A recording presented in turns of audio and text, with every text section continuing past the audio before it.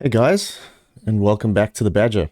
You're here with the Badger guy, and today we are going through Guardian. Yes, our Guardian system, which is a web filtering service, is finally out in beta, or however you want to say it. And today I'd like to show you how that works. So let's get into it.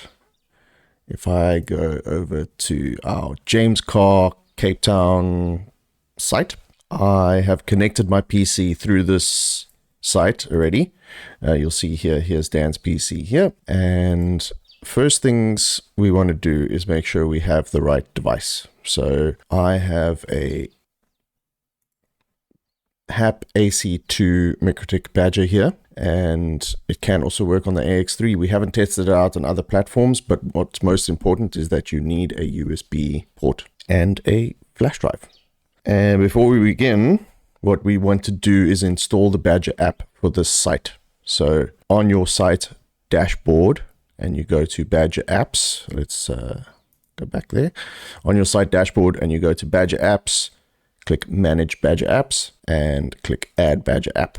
Here you'll be able to add the Guardian. Click save, and that is now assigned to the site. It'll tell you the requirements required to install. So there's no USB plugged into the Badjr. Badjr also needs to be updated to the latest firmware.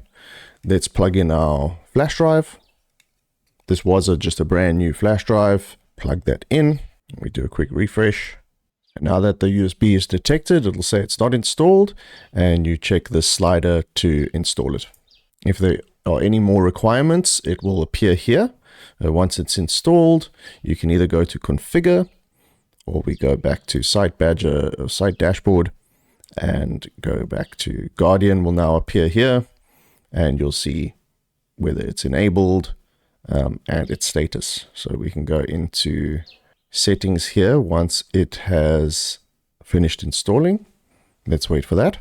Okay, now that all the systems are installed, we can go into edit settings and we can enable and save.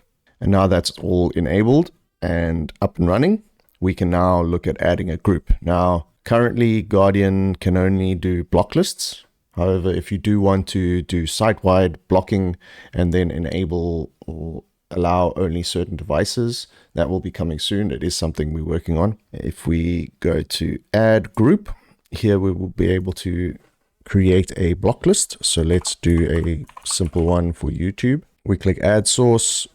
We can specify a certain device via its IP, or an on-site device that's already been added, in which case we can choose my PC.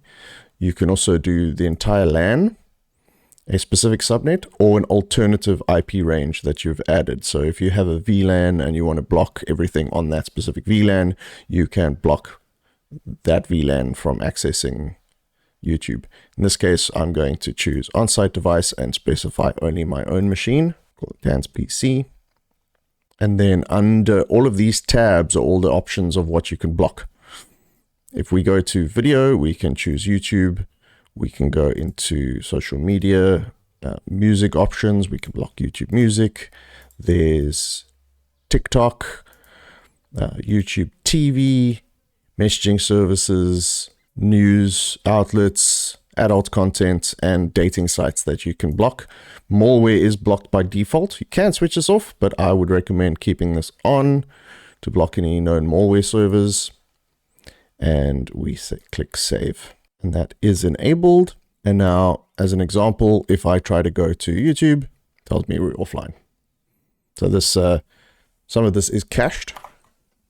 If I do a Control F5, I won't be able to access it. If I come back and I disable it, so I can go into edit Guardian group,